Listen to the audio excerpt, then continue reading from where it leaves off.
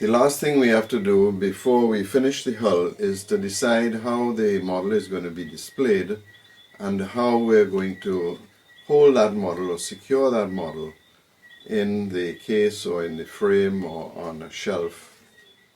You have to do that before you put any of the infrastructure, the cabins and things that protrude, because you have to turn the model over and drill into the bottom of it. And we need to decide exactly where on the model we're going to put the pedestals. There's no magic place, you just need to balance it visually.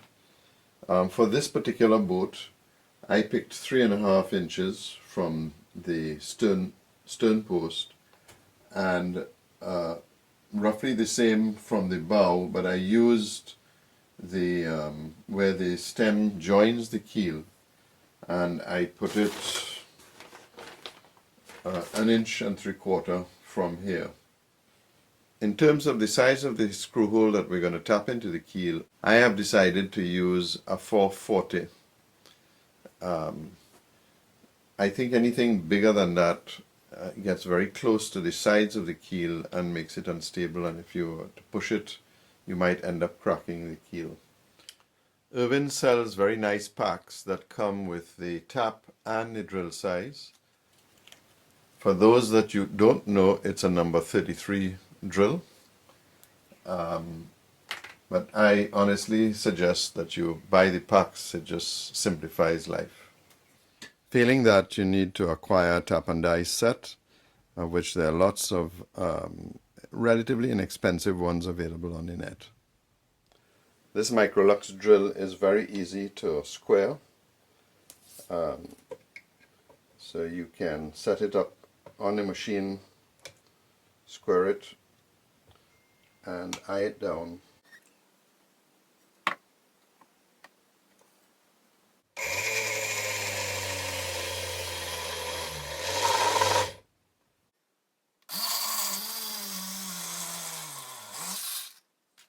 Of course, it would be best to do this on a drill press, but it's almost impossible to get a drill press in to really do this. And now we simply take the tap and tap the hole.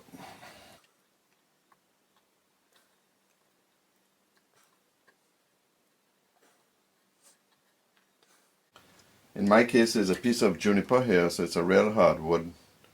If this was just the mahogany, it would be an issue. And how you solve that problem is you put thin CA into the wood and then tap it, or you can put it afterwards and then re-tap it.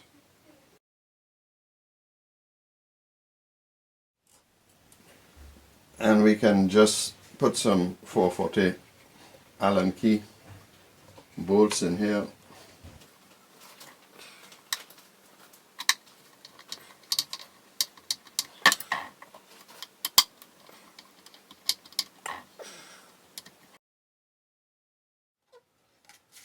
And just as a reminder, remember that the bow on this boat is curving up. You have to take into consideration that when lining up this pedestal and this pedestal, that this one is going to be taller than this one. So you can't put a square on the bow. You can put a square on the back, but not on the bow. So this will just give you an idea that if this in fact was the bottom of the glass case, that's roughly how it would sit.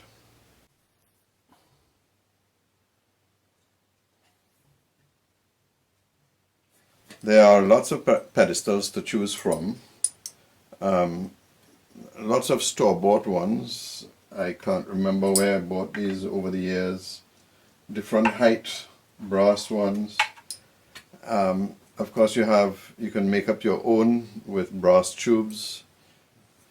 These are brass brazing rods that you can easily tap into a 440 screw on both sides and use this as the pedestal to hold your boat up.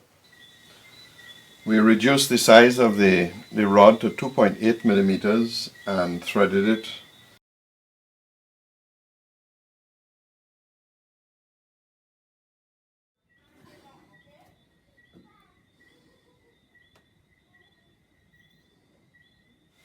When we decide on the base, we will then thread the bottom with the same, and it will stand uniquely, something like that.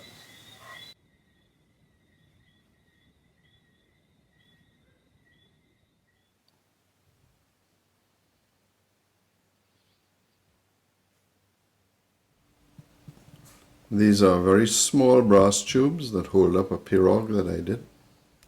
This is a brass pedestal that I use with the ballooner. And these are on the Granado, again store-bought pedestals. What will determine the pedestal you use really is the final display case of how the model is going to be displayed. So you do need to start thinking about this fairly early in the build.